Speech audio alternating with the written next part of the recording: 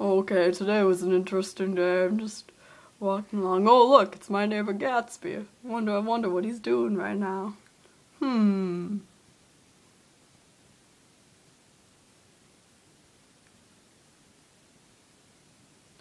What a weirdo.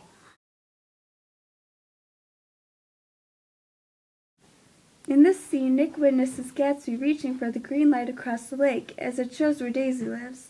This is symbolic in that it represents Gatsby's attachment to the past and how he's always reaching for it. Instead of moving forward with his life, Gatsby is driven to recreate his past and to win over Daisy.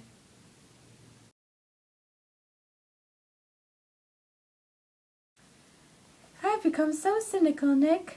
When the baby was just born and Tom was God knows where, the nurse came in and told me she was a girl.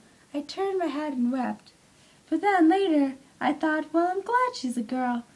But I hope she's a fool, because the best thing you can be in this world is a beautiful little fool.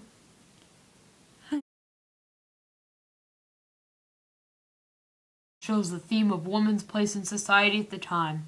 Daisy wished her daughter to grow up a fool because being a woman she wouldn't have much power over her life. The conversation might hint that Daisy wasn't as foolish as she seemed, and that even though she was unhappy in her marriage and knew Tom cheated on her, she had no ability to leave him.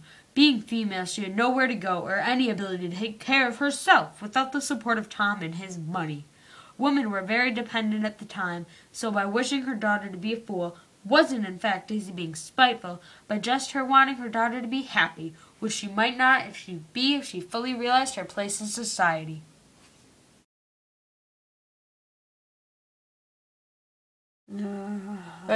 George, are you okay? Is there someone you want me to call for you? A friend, maybe? You okay? I spoke to her, my wife. I told her she could fool me, but she couldn't fool God. I took her to the window, and I said, God knows what you've been doing. Everything you've been doing. You may fool me, but you can't fool God. God sees everything. George, that's an advertisement.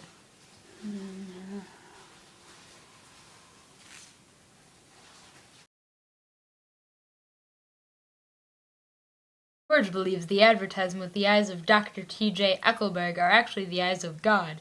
He believes that God saw his wife's sins and she was punished accordingly. This is symbolic with the rest of the book, as everyone was punished in some way for their actions. Daisy had to settle with me, Tom, and I had to deal with knowing my wife cheated on me. Gatsby, who selfishly got in the middle of the marriage, was shot, and George ends up killing himself after he murdered Gatsby. The eyes of our actions, and we face the consequences.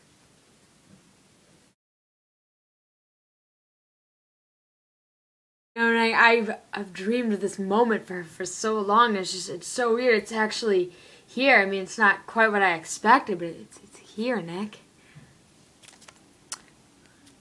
Hey, Daisy, I had something to show you. Look at these shirts my friend brought in for me. Oh my gosh, these shirts are so beautiful.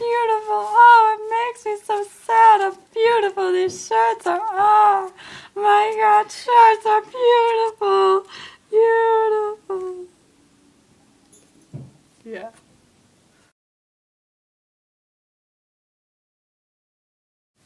Daisy crying over Gatsby's shirts in this scene shows a lot about the theme of love in this book. Clearly Daisy is in love with Gatsby's money, not so much with Gatsby himself.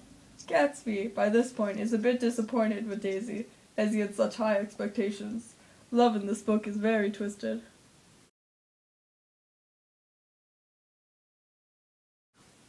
What's going on here? I'll tell you what's been going on. Me and Daisy have been going on. She loves me, not you, Tom. She's never loved you. Tell him, Daisy.